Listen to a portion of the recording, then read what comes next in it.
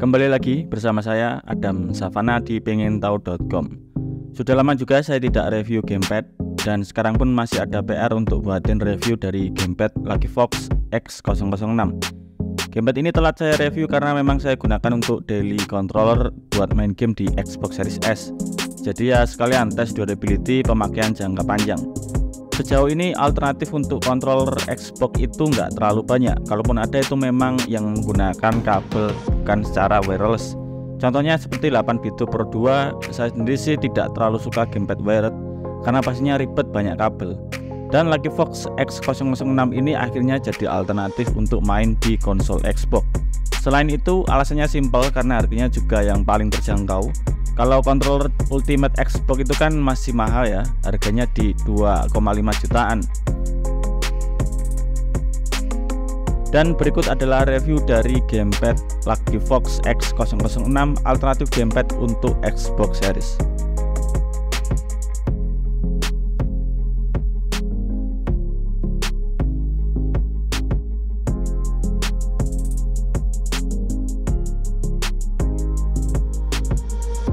Secara bentuk dan desain Lucky-Fox ini hampir sama seperti controller Xbox, mulai dari face button APXY, posisi analog, posisi home button, start, share, caps, D-pad juga disediakan spare. Ada yang sama persis juga seperti D-pad controller Xbox, paling penamanya aja yang berbeda. Sama-sama menggunakan port USB Type-C. Yang membedakan Lucky-Fox ini tidak punya tombol pairing, karena kalau pairing langsung dari tombol home. Tidak ada port jack audio 3,5 mm dan port docking charger. Saya tidak bisa kasih nilai berapa berat secara angka karena nggak punya timbangan, tapi secara fisik sangat jelas sekali kontrol Xbox lebih berat dibanding Lucky-Fox. Build quality memang plastiki dan ringan, tapi untuk grip handle saya rasa masih terasa nyaman karena teksturnya tidak licin. Kalau dibilang ada grip kecil juga nggak terlihat secara visual, tapi kalau dipegang tidak begitu licin seperti permukaan gamepad IPK pada umumnya. Varian warna untuk gamepad ini ada dua, yaitu putih dan hitam. Kalau Series S ya pilihnya warna putih cocoknya, jadi ya 11-12 kalau secara visual, bisa match dengan warna konsol. Kalau hitam ya cocoknya untuk Xbox Series X. Kalau saya coba lihat, Lucky-Fox ini brand asli dari Indonesia, tapi tidak banyak informasi yang bisa saya dapatkan dari websitenya karena sepertinya masih dalam proses pengembangan. Gamepad ini dijual di harga 400 ribuan. Packagingnya juga bagus karena bentuknya box utuh, dan disitu juga dijelaskan juga spesifikasi, fitur, dan map button. Gamepad ini kompatibel di PS3, Xbox One, Xbox Series, dan Windows PC. Menggunakan tipe konektivitas USB receiver 2,4 GHz dengan base controller atau API X input, dan kalau di PC akan terbaca Xbox 360 controller. Jadi mau itu digunakan di konsol ataupun Windows PC bisa langsung main tanpa perlu ribet-ribet setting. Di manualnya disebutkan bahwa kalau gamepad terkoneksi dengan port USB ketika dicolokkan, maka port USB akan berfungsi sebagai charger saja. Yang mempunyai arti harusnya bisa menggunakan koneksi wired jika dongle USB tidak digunakan. Tapi ternyata saya coba colokin gamepadnya juga tidak terdeteksi. Untuk cara mengkoneksikannya mudah sekali, tinggal colokkan dongle USB ke konsol atau PC, kemudian tekan home atau XB kalau Lucky-Fox menamai, dan 4 LED akan menyala sebagai tanda gamepadnya sudah terkoneksi. Pengetesan di konsol Xbox Series S, kalau tekan home juga bisa untuk wake up konsolnya.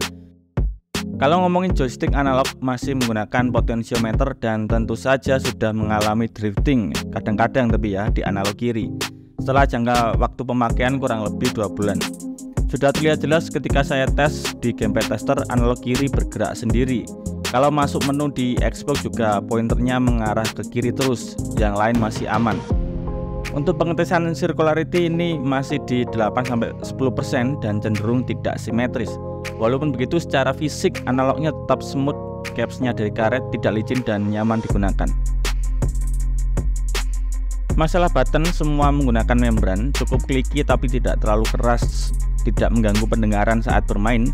Untuk D-pad sedikit lebih keras daripada button lain. Bumper L1 dan L2 normal sudah menggunakan adaptive trigger dengan kecepatan sedang menurut saya, tidak terlalu cepat atau lambat.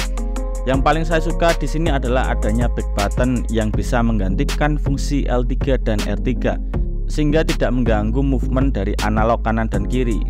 Cara remappingnya cukup mudah, tinggal tekan tombol back button dan select. Kalau di mapping tombolnya itu dinamai view sampai LED 2 dan 4 berkedip, kemudian tekan button yang ingin di remap, kemudian tekan back button untuk mengakhiri settingannya. Kalau mau reset back button tinggal tekan select dan start 3 detik sampai gamepadnya bergetar. Getaran secara gameplay dari gamepad ini tidak begitu terasa, jadi ya cuma pelengkap fitur menurut saya. Bisa dibilang intensitasnya masih di bawah rata-rata, walaupun pada manual dijelaskan terdapat 2 feedback getaran dengan intensitas tinggi dan rendah, tapi berdasarkan pengalaman bermain keduanya tidak jauh beda. Fitur lain selain programmable key yang dimiliki gamepad ini adalah turbo function dengan default 5 bit per second dan bisa di-adjust sampai 10 bit per second dengan menekan tombol turbo plus arah atas untuk adjustingnya. Kalau mau aktifin dan menonaktifkan tombol turbo function tinggal tekan tombol turbo dan tekan tombol yang diinginkan. Tidak ada tanda LED atau getaran, jadi ya dicoba sampai turbonya berfungsi. Sudah wajar saja gamepad dengan harga 400 ribuan tidak akan ada kustomisasi fitur baik secara fisik maupun menggunakan software seperti Gullikit King Kong Pro 2 yang mana kustomisasinya secara fisik atau 8bit Pro 2 yang menggunakan software. Tapi paling tidak selama pengujian semua fiturnya bisa berfungsi dengan normal dan tidak ada error. Kalau masalah responsivitas pengetesan di PC, gamepad ini mendapatkan nilai latensi 8,4 ms. Memang jika dibandingkan dengan kontrol DualShock dari PS4 masih dibilang tinggi karena DualShock 4 saja mempunyai latensi 4 ms dan 3 ms untuk DualSense. Tapi kalau dibandingin dengan kontrol Xbox, pengetesan saya masih bagus Lucky Fox ini karena Xbox kontrol original itu mempunyai latensi 10 ms. Untuk spesifikasi seperti yang sudah saya jelaskan di awal, gamepad ini menggunakan dongle USB 2,4 GHz. Dan kalau masalah baterai ini yang paling buruk sih dari semua yang diberikan. Memang tidak dijelaskan kapasitasnya itu berapa mAh. Awal-awal menggunakan masih bisa bertahan sampai lebih dari 3 jam, sedangkan setelah pemakaian 2 bulan hanya bertahan 1,5 jam. Walaupun bisa dicas sambil main, tapi ya kembali lagi jadinya kan gamepad wire. Baterai habis akan ditandai dengan keempat LED yang berkedip dan sampai akhirnya mati. Penilaian secara keseluruhan gamepad ini ya tetap cocok untuk alternatif controller Xbox selain memang tidak ada alternatif lain ya. Fitur yang disediakan cukup bagus, yang menjadi nilai plus bagi saya yaitu adanya back button yang bisa menggantikan tombol L3 dan R3. Koneksi secara wireless dan kalau di konsol itu bisa digunakan untuk wake up konsol, jadi ya tidak perlu pencet tombol power di konsol. Tapi saya sarankan untuk membeli gamepad ini hanya untuk digunakan di konsol Xbox ya.